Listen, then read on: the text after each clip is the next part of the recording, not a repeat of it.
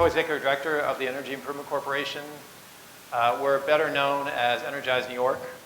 So if I use those terms interchangeably, that's why. We are a not-for-profit local development corporation.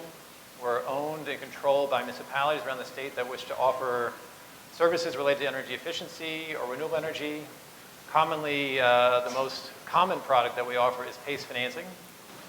And before I go further, how many of you have heard of PACE financing by show of hands? Okay, so a lot of you, that's great. And before I jump in, how many of you represent municipalities, either locally or around the state?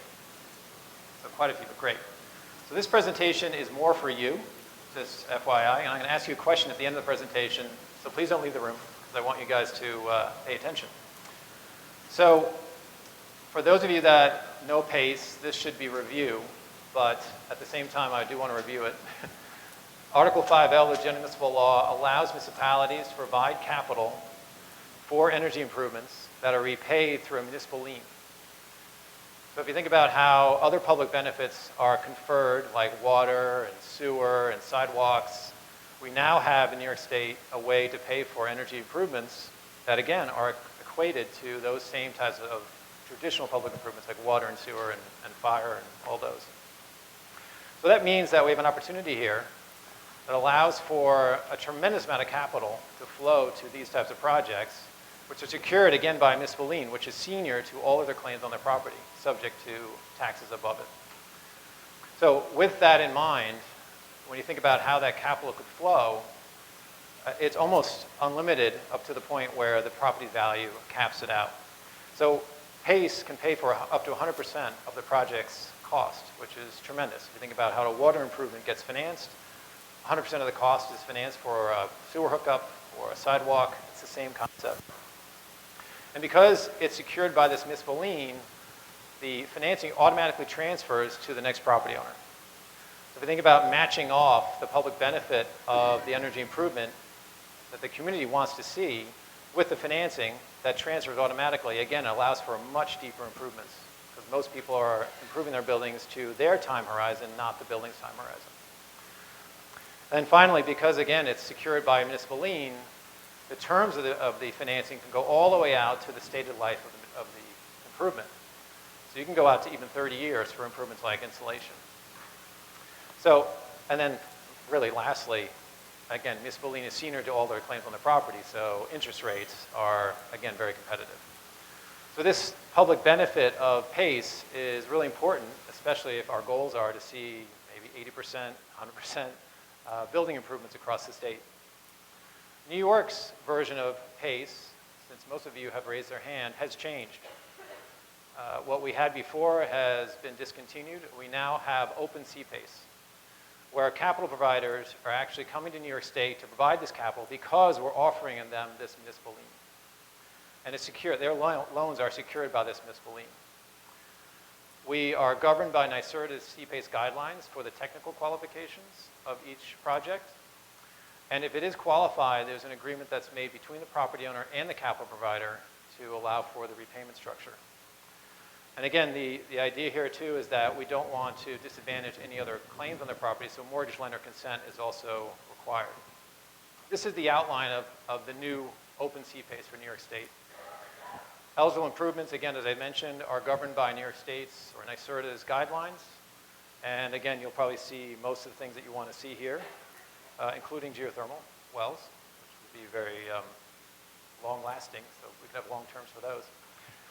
And then renewables. And you'll notice that for efficiency at the moment, it's only for existing buildings. But we are working with the State Assembly and the Senate to change Article 5L so that we could add new construction for efficiency improvements as well as resiliency improvements. So we're trying to expand PACE to even more types of projects that you'd be involved with. Eligible building types in New York State are pretty much everything except for buildings that are 4 units or less or individually owned. So if you've got a commercial building, a not-for-profit building, schools that are not school districts but private schools, this is available, PACE is available for them. Then I also want to mention the fact that, again, Open CPACE allows for capital to flow from multiple sources. We already have 10 capital providers that are approved to work in New York State, And if you are a property owner or a developer that wants to start to dig in on open space, you would talk to these capital providers to arrange for that capital. The key issue here is that we're loving is that we're already seeing competition happen. We have projects all over the state that are getting multiple capital providers coming in to compete for that project. So we're very excited about that. So for those municipalities in the room, the administration of PACE is all on EIC or the capital provider. There is no administrative responsibility by the municipality. There's no financial risk to the municipality. And from the perspective of what municipalities need to do to provide public benefits, this is probably the most simplest public benefit that you could ever administer or allow for in your community.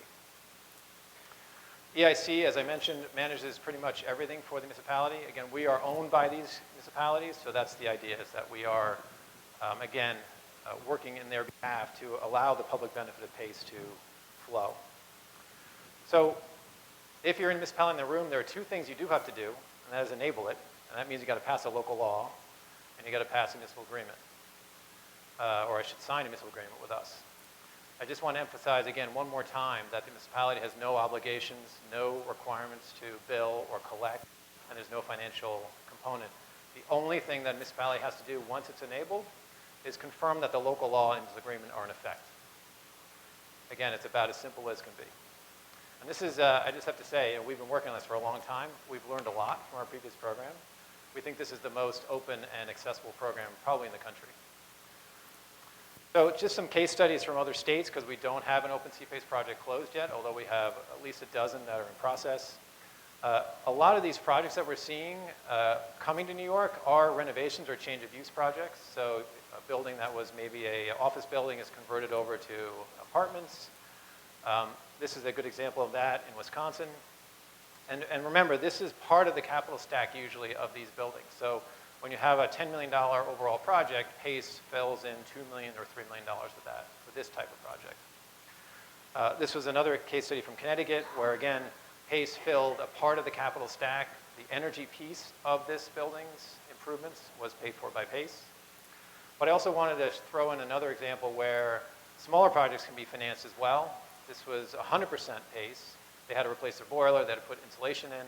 Smaller projects, again, are completely workable under the PACE structure once the municipality has enabled it.